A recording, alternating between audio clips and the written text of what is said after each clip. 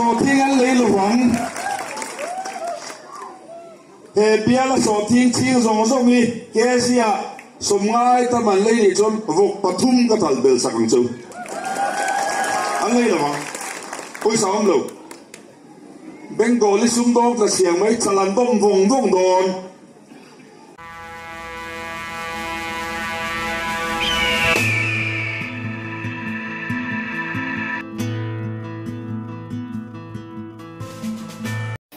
chỉ bây giờ hay với nia West Pailing Secondary Collection Center West Pailing à số thiên bục na kan omeka an số thiên bục đàn te helai West Pailing re hiền ang zat vel nge thar tu ra kan in rin te kan secretary ni lai pudong kim toy te kom na kan nei lok do ni ole pudong kim am sain helai West Pailing a Secondary Collection Center a hiền số thiên hiền zat vel nge avaya thar te kan in rin cái mani bi cả hiền hey SCC kan tia West Pailing ina kan area ti dahian sang khat janga vel ka thal tu ra kan in base intal sang khat janga ti chuan ni le lak chin tur te khawmin ka re quintal ang zat nge so ke mani hemi center bi ka hian lak tur anon ti sarkar kha hian voi hi laturin kan ro huna wo ka hian quintal za somni sarkar kha quintal za hi somli angani chu ani tak chu chumi kan lak turang chi chu kan thar phadon lo thlet ani mo kan kuata ang chu kan rin dana chuan kan hemi kan pumpu hen mo area hian ka thelo le hei khodang hi phulung sei parwatui sai tha lallen ti vela chon engzat chiangi om hi kan la thachi alawa aroni report a na se lein hua thilomania atak le tak lo de khana thil ve a khalai ka chu aroni report ang a chuanin kanin be sei sangka janga hi chu kuital sangka janga chu voina anong kalvek do nem chung ho chu kalvek lawang ti hianin ain chokin kan lamo Pailing hi kan ti ma sabera Pailing voina hian Pailing chuan tungkara voina tholina hian parwatui lallen ti vel hi eng chi ni ron tin don kan thelawa an tin ba ka chu Pailing teng kan lo cover le ma yang ala ni ta ti chuanin ni chin khana buklai kha kan han enta agram te chuang kha chiar tel lo in titlat me kha bekli nga chung kg te lo ting ve do na khalai kha nge om ji min thil fe the khalai ka chu kan thau tu te tanga ton thu hu da nia ai so thing chu kan thre tangin lei enge mo zat the ma han pai fai ta vikla chu khami agram te ai tam ma kha lei kha om tu zo ka kan nga ya chu wang chuan agram te lai kha chu kg tin lo chu nin kan jiak tel lo mai ala ni ta chi chuanin sarkar khan in poisa kan da sa vekti kha omatuna khan farmer khan buk lai kha poisa pek kha lo chung chang lai kha kan hau tu te tra kan thum huwa chuan tuna hian kan buka tian chalan thei kan thon chawanga ni sari ral ma in an benga ka na aron lutang ole hun lu takum pe kan lo me ole ke pole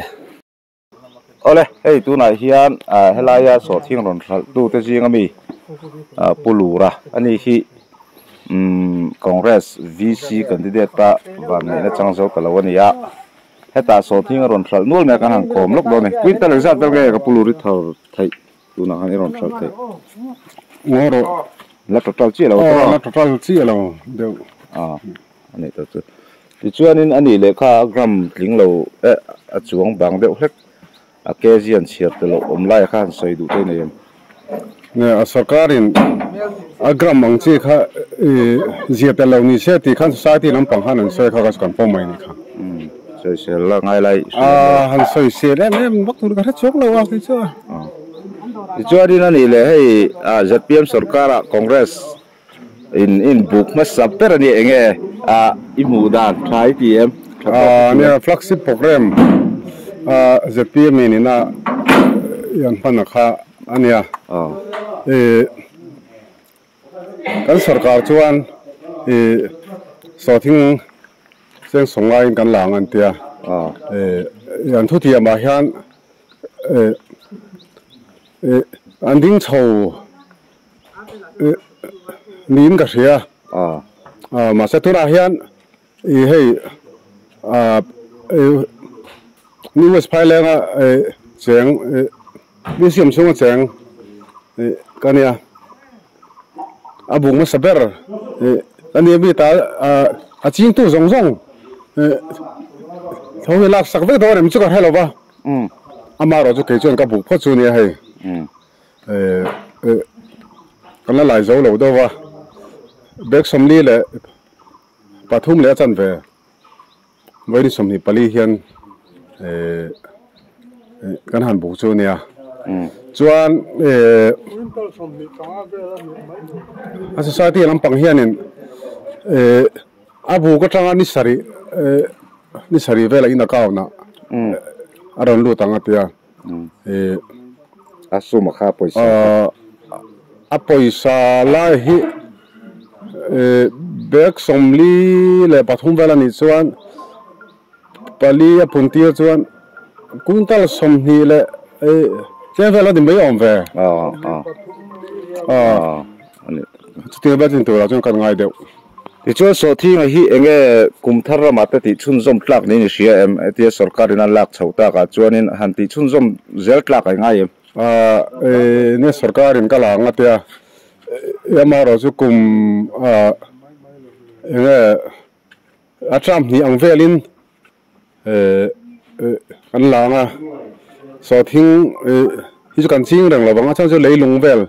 a chhedwa ti vel kan chi em khana soya chu ti ni chu sarkar lak tu ranga kan hisap ani chu na kum ba khi chu chin sarkar lak tu rang chuan